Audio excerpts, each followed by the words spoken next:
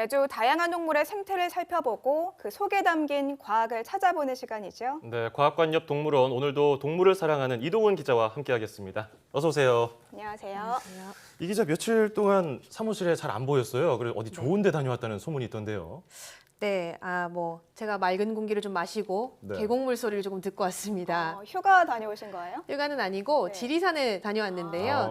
네, 전라남도 구례군에 있는 국립공원관리공단 종보건기술센터에 다녀왔습니다. 네, 종보건기술센터. 정확히 어떤 일을 하는 곳입니까? 우선 설명해 드리기 전에 여기 사는 특별한 주인공이 있습니다. 네. 어떤 동물인지 영상으로 먼저 만나보시죠. 네. 반달 가슴곰 아닌가요?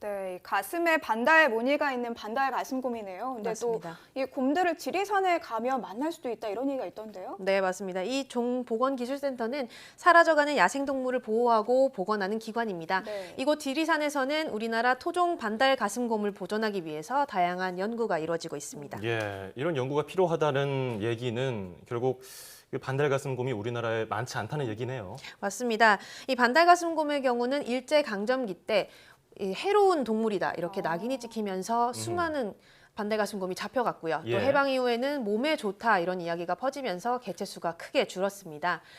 이 또 산업화로 인해서 서식지가 파괴된 것도 반달 가슴곰이 살 수 없게 된 원인인데요. 네, 그러면 이 복원 사업이 구체적으로 언제부터 시작이 된 겁니까?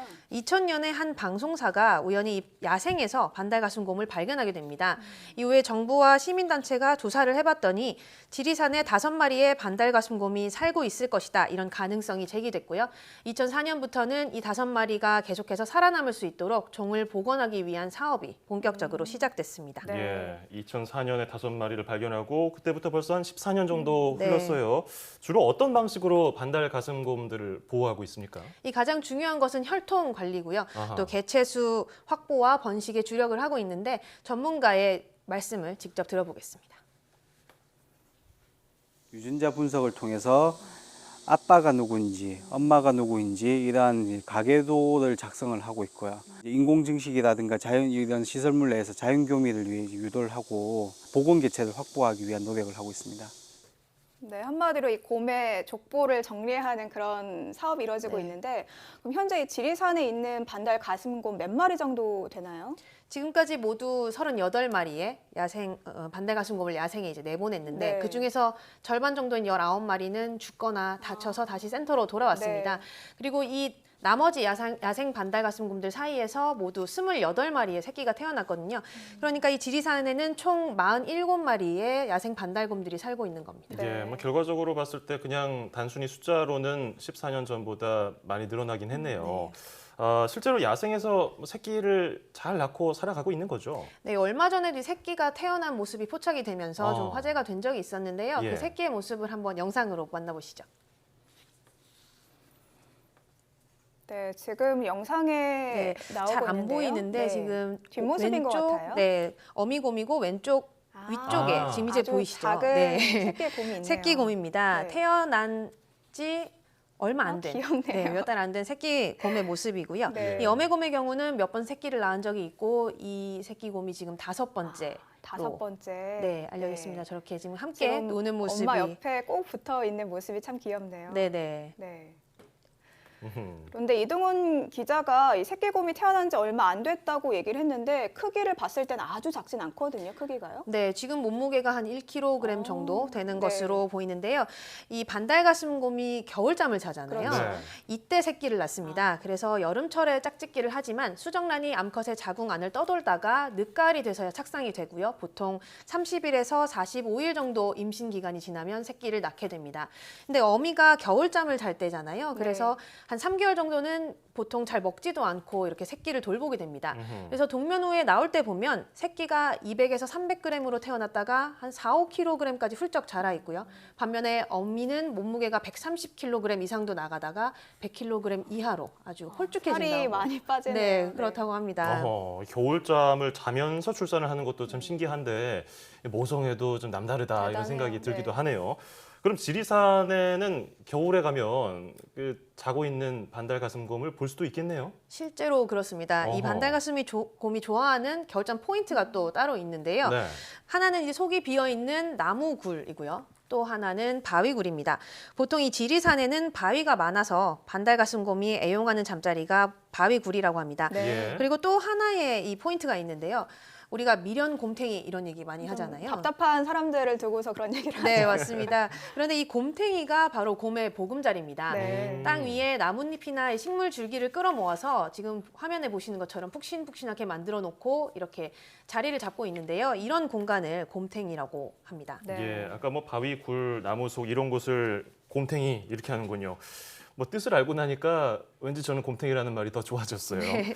자, 이 곰들을 꾸준히 관리를 해야 될 텐데 그 야생에 풀어 놓은 다음에 어떻게 다시 찾습니까? 이 혹시 아까 보셨는지 모르겠는데 반달가슴곰의 귀에 보면은 작은 장치가 달려 네. 있습니다. 노란색 아. 장치가 있더라고요. 네, 맞습니다. 네, 각각의 고유 주파수를 가진 발신기입니다.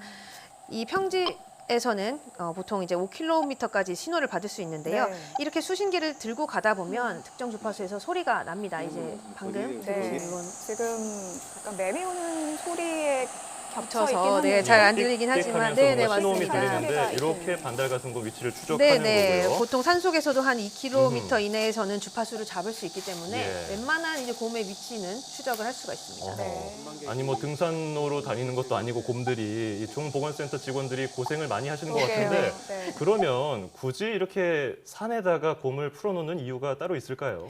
이 반달가슴곰은 단순히 하나의 종으로서가 아니라 네. 생태계 전체를 관리하는 역할을 합니다. 네. 이 전문가의 말을 다시 한번 들어보시죠. 반달가슴곰과 어울러서 사는 생태계 전반적인 관계에 대해서 회복을 할 수 있다는 의미를 주고 싶습니다. 반달가슴곰이 활동함으로 통해 가지고 그 이동 과정에서 뭐 배설물을 통해서 이제 종자산포자로서의 역할, 그리고 다른 이제 숲을 건강하게 만들어 줌으로써 다른 생물 종들이 더불어서 살아가는 역할을 해주는 역. 네, 그러니까 이 반달가슴곰이 산이라든가 숲의 생태계 전반에 큰 영향을 미친다 이런 설명이잖아요. 네, 맞습니다.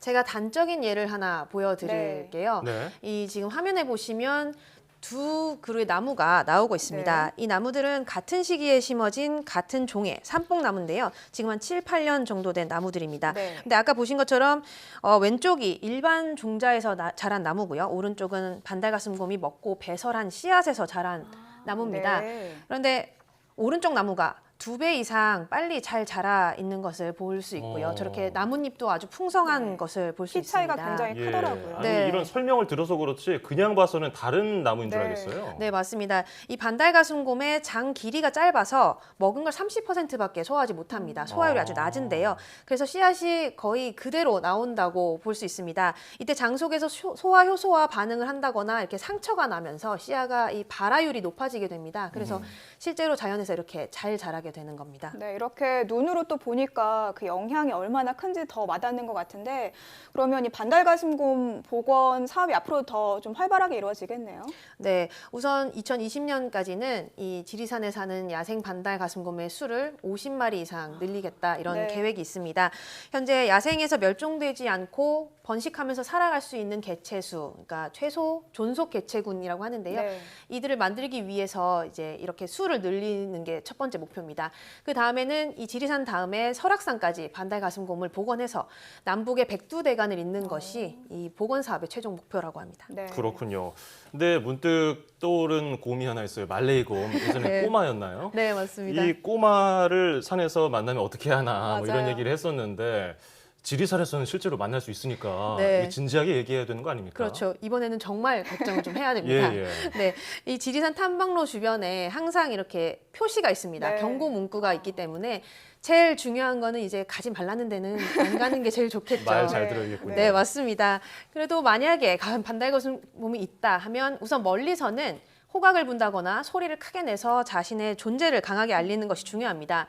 또 절대 먼저 다가가면 안 되고요. 네. 실제로 뭐 먹이를 준다거나 이렇게 시도를 하려는 사람들이 있다고 아, 하는데 그래요? 그런 건 아주 절대로 위험한 해서는 안 되는 행동이군요. 네, 네. 행동입니다. 그리고 저항할 수 없는 경우에는 급소를 이렇게 가리고 웅크린 자세로 움직이지 않는 것이 가장 좋다고 합니다.